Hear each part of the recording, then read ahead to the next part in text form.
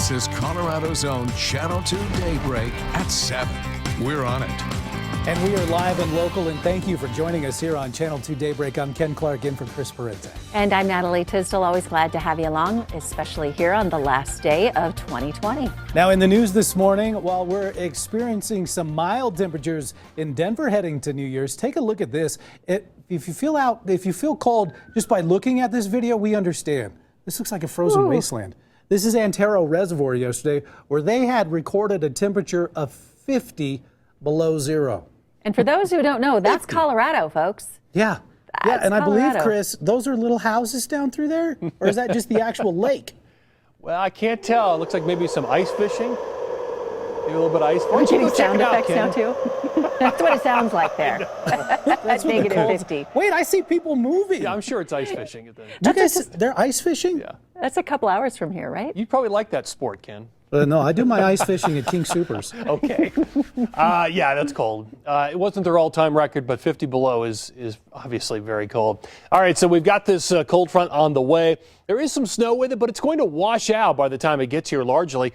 It's going to run into dry air in Colorado. We may squeeze out just a dusting of snow over some of the very highest peaks, but it's just, I wish there was more to it. We have a little wave of clouds out there this morning. Then we'll go totally sunny into the afternoon, pinpointing highs in the middle 40s in the hourly planner right there. Now, coming up, I will definitely look at those snow chances for the mountains and then look ahead to the weekend as well. Ken, Natalie, back to you. Okay, well, level red, COVID-19 restrictions may be lifted starting on Monday.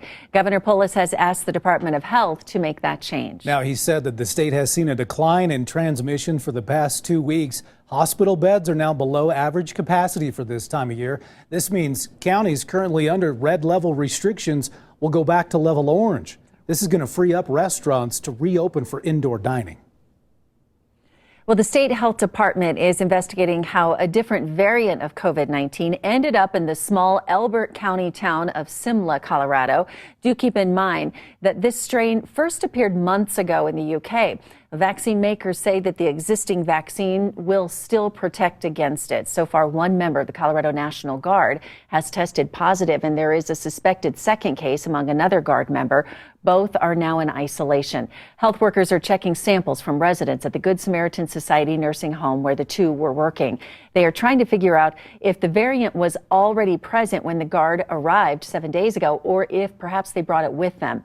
A second case of the variant has also been identified in San Diego, California. That person also had not traveled. And we're getting some new numbers from the state showing just how bad the outbreak is at the Good Samaritan Society in Simla. All 26 residents there have contracted the virus, along with 20 out of the 34 staff members. That brings the total to 46 cases. 4 residents have died. New developments this morning regarding the outbreak of COVID cases at 2 of Colorado's In-N-Out burgers. The outbreak growing. 122 employees have now been infected by the virus, but the restaurants are still open. Jim Hooley is live at the location in Aurora with a lot of people scratching their heads. Jim, how is that possible that the restaurant's still open? You got to wonder, we got the restaurant here in Aurora. There's one down in Colorado Springs, but all together, 122 employees testing positive. So you say, how does this happen? How are they still able to serve up the burgers here at In-N-Out and keep their doors open, so to speak? Well, the state health department says technically it is still okay. It is still legal. Here's what's happening out here right now this morning. Last week, you may remember, the number of employees testing